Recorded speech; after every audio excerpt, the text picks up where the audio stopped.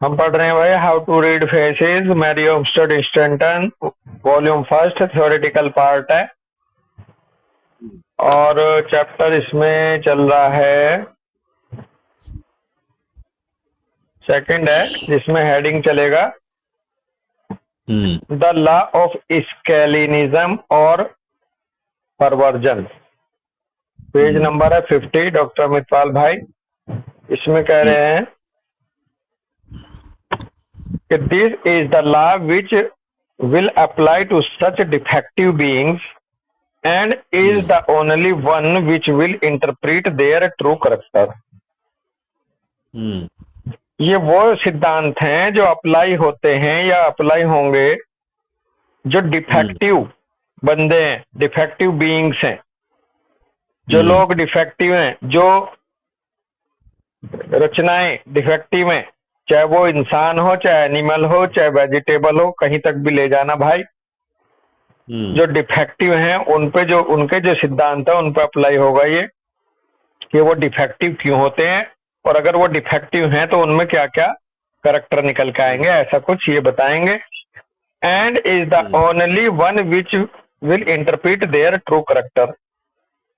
और यही केवल लॉ ऑफ स्केलिनिज्म या लॉ ऑफ परवर्जन ही है जो इंटरप्रेट करेगा उनके ट्रू करैक्टर को, कि कोई अगर इस तरह के स्वभाव का है, गलत स्वभाव का, तो वो क्यों है।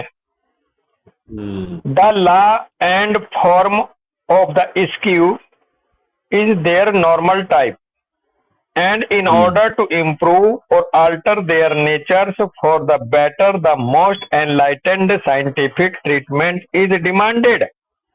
कहने the law and form of the skew is their normal type. जो सिद्धांत है और जो फॉर्म है, जो नियम है, जो स्वरूप है, जो विकृत लोगों का, तिरछे लोगों का, टेढ़े लोगों का, उनके लिए तो नॉर्मल है।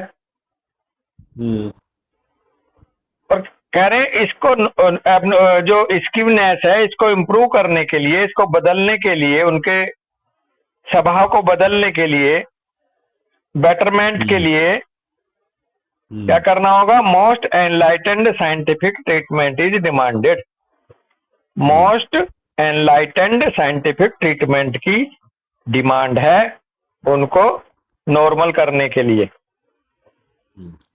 For the credit of humanity I will say that idiocy, feeble mindedness and dipsomania are regarded as diseases and defects and are treated as such. कह रही है स्टैंटन के for the credit of humanity, मानवता को credit देने के लिए या मानवता के क्रेडिट के लिए मैं ये कहना चाहूंगी कि जो इडियट है, जिनमें इडियोसी है, जो फीबल माइंडेड हैं, जो डिप्सोमेनिया के शिकार हैं, उन्हें एक डिजीज और डिफेक्ट के रूप में ट्रीट किया जाना चाहिए। और इसको दी बेस्ट ट्रीटमेंट इसका क्या हो सकता है, इसका दी बेस्ट ट्रीटमेंट हो सकता है होम्योपैथी। बिल्कुल जी। होम्योपैथी से आप उनके रूट कॉज को पकड़ करके रिमूव कर सकते हो, या फिर सैनिटाइजेशन, अच्छे अच्छे गुणों वाले बच्चों की आपस में शादी करा के अच्छी अच्छी नस्लें तैयार की जाएं, ये सामाजिक ट्रीटमेंट उनका हो सकता है। अमित भाई बिल्कुल जी। In former ages, they were regarded as peasants by demons। प्राचीन समय में, प्राचीन काल में उनको पेशेंस बाय डेमंस कहा जाता था, माना जाता था। एक तरह से दैत्य प्रवृत्ति, राक्षस प्रवृत्ति के रूप में उनको अलग माना जाता था। जिनमें ये विकृत मानसिकता के लोग थे वो राक्षस हुआ करते थे प्राचीन काल में। अब रावण हुआ, कंस हुआ, इनके कोई दांत लंबे लंबे थोड़े थे या सींग थोड़े निकल रहे थे, इनकी मानसिकता विकृत थी। तो इसलिए इनको पेशेंस बाय डेमन के रूप में जाना जाता था। पहले युगों में। Very little justice is accorded the congenital criminal who daily violates some of the 10 commandment. कह रहे हैं कि very little justice is accorded the congenital criminal, बहुत वेरी लिटिल जस्टिस, बहुत ही कम, बहुत ही तुच्छ एक तरह से जस्टिस होगा किसके हिसाब से, कंजेनाइटल क्रिमिनल के हिसाब से, जो डेली उल्लंघन करता है 10 आज्ञाओं का, 10 आज्ञाओं का जो उल्लंघन करता है उसके लिए तो ये तो छोटी सी बात है गलत करना। He is regarded as being a willful violator of these morals law and is not understood to be acting under an irresistible and to him a natural impulse. He is regarded as being a willful violator of these moral laws. उसको आप ऐसा मान सकते हो उस congenital criminal को कि वो इच्छा विलफुल वायलेटर है, वो जानबूझकर इंटेंसली इन मोरल लॉ को तोड़ता है और वो ये नहीं समझता and is not understood to be acting under an irresistible, और वो समझ भी नहीं पाता अपनी उस हरकत को। क्यों? उसका इररेसिस्टिबल, उसका इम्पल्स उठती है, उसके कहना चुल उठती है एक तरह से, वो रोक नहीं सकता गलत करने से। कहते हैं ना कई लोगों को कि इसको सनक सी है गलत करने की, इसे मजा ही नहीं आता जब तक ये गलत ना करे। कह रहे हैं and to him a natural impulse, और उसके लिए एक प्राकृतिक एक इम्पल्स है किसी का नुकसान कर देना। अब इसमें आ जाएगा क्लिप्टोमीनिया, चोरी करने की एक इम्पल्स उठना, किसी को मर्डर करने की, और इसकी हद बढ़ते बढ़ते सीरियल किलर तक पहुंच जाती है।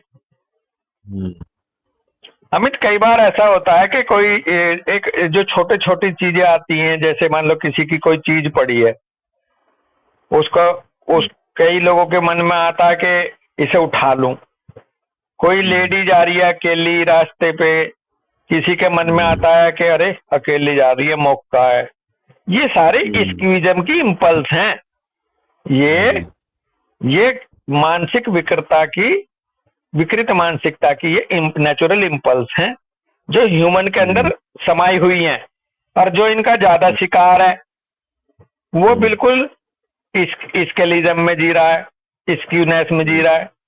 और जिसने इस पे कमांड कर लिया विवेक के साथ, ये जानवर प्रवृत्ति हुई ना, जानवर वाली इम्पल्स हुई ना, जो जिसने विवेक जागरूक करके ये अपने आप को इन चीजों से बाहर ले आया।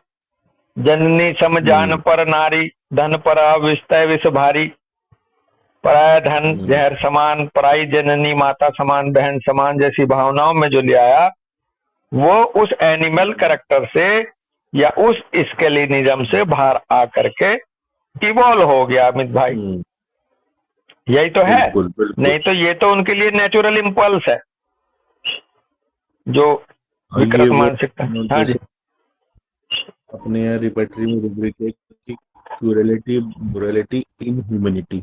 हाँ, क्रूरलिटी, हाँ, ब्रूटलिटी, इनह्यूमैनिटी, और एक उसमें था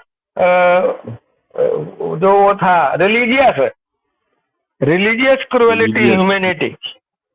रिलीजियस का मतलब और आ गया, रिलीजियस का प्लेटिना के अंदर बेसिकली ये रूब्रिक पहुंचता है कि उसको मजा आता है दूसरे को नीचा दिखाने में, दूसरे की बेइज्जती करने में। ये उसका नेचुरल इम्पल्स है, दूसरे को धुतकारना। ये उसका स्किविज्म है दोस्त, ये उसकी बीमारी है, जबकि मेंटल है। बिल्कुल सही बात है। आगे कह रहे हैं The law of his being is oblique, is askew and slanting, not straight, square, upright and downright. अब ऐसे मानसिक विकृति कंजेनाइटल क्रिमिनल्स के ऊपर जो लॉ लगेगा वो उसको कह रहे हैं the law of his being is oblique. वो ओब्लिक होगा, स्क्यू होगा, स्लैंटिंग होगा। ओब्लिक बोले तो वो इंसान कभी भी सीधा नहीं दिखेगा तुझे, सीधा स्ट्रेट उसके शरीर की बनावट नहीं होगी, आड़ा टेढ़ा होगा। बिल्कुल। वो विकृत होगा। वो स्लैंटिंग होगा, एक तरफ को झुका हुआ। अब आप फिल्मों में देखो, फिल्मों में कई जो क्रिमिनल आते हैं, दिखाते हैं सीन में, उनकी चाल देखना, उनके खड़े होने का तरीका देखना, वो स्लैंटिंग है, वो ओब्लिकनेस है, वो सीधे नहीं रहेंगे, स्ट्रेट। अब आप ले आओ जो कंसाइंशियस रेमेडीज है, जैसे इग्निशिया है कि बिल्कुल सीधी बैठती है, सीधी चलती है। चाल देख लो साइलिसिया की, एरिस्ट है, बिल्कुल एलिगेंट मोमेंट है, बिल्कुल उसके एलिगेंट स्पीच, बोलने का तरीका बिल्कुल सीधे सच्चा, गोलमोल नहीं कर रहा, ना गलत बोल रहा, ना दो मीनिंग बातें कर रहा। स्ट्रेटनेस को आप उसके शरीर की बनावट में देख सकते हो, स्ट्रेटनेस को उसकी बातों में देख सकते हो, व्यवहार में देख सकते हो। वो जो जो सही होगा, और जो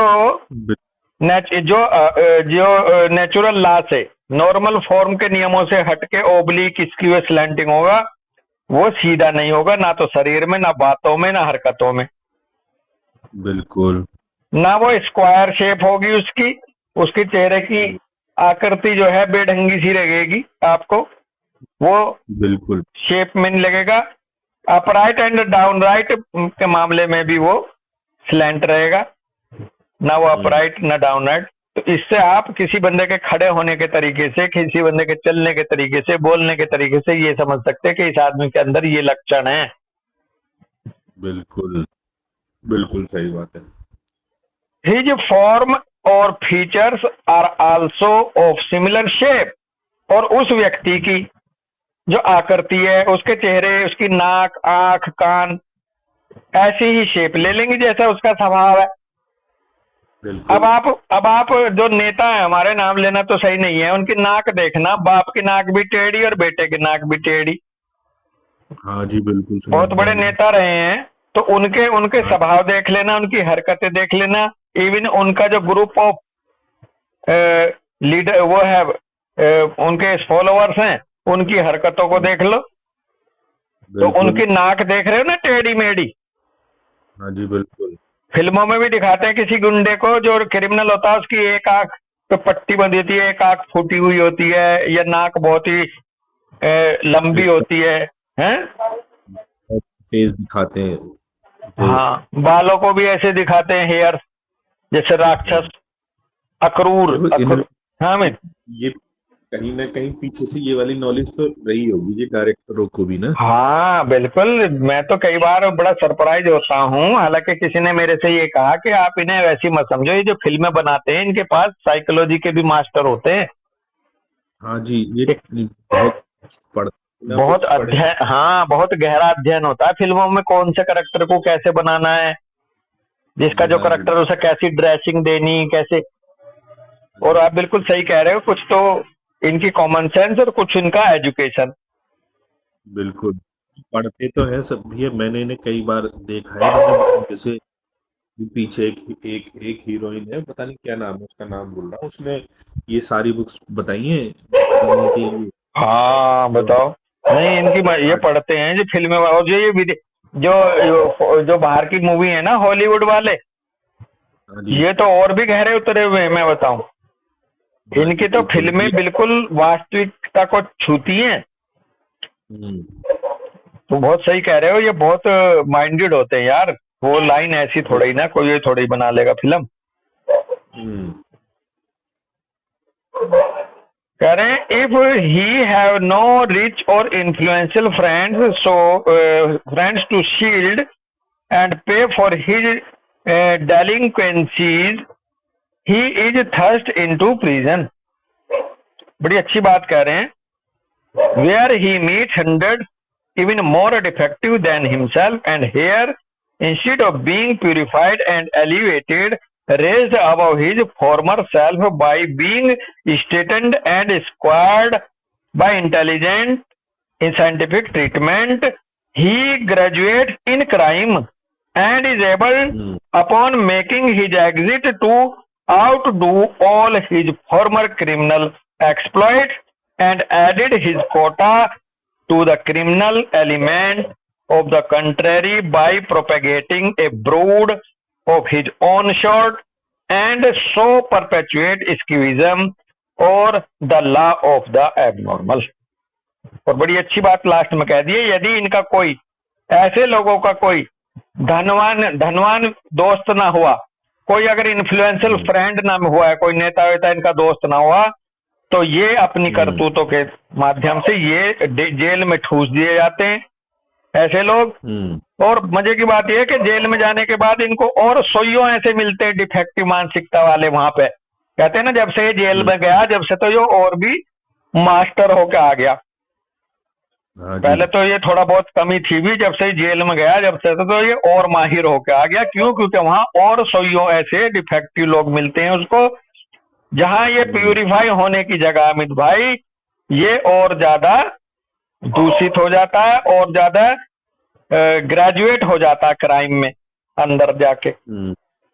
और इस तरह से ये आगे बढ़ती जाती है स्कीज़म, ये विकृतता आगे बढ़ती जाती है और the law of the abnormal और ज्यादा बढ़ता जाता है। बिल्कुल ये है भाई इसका लबो लबाब। यहीं रुकेंगे दोस्त। राम राम भाई। बिल्कुल। हाँ, राम राम।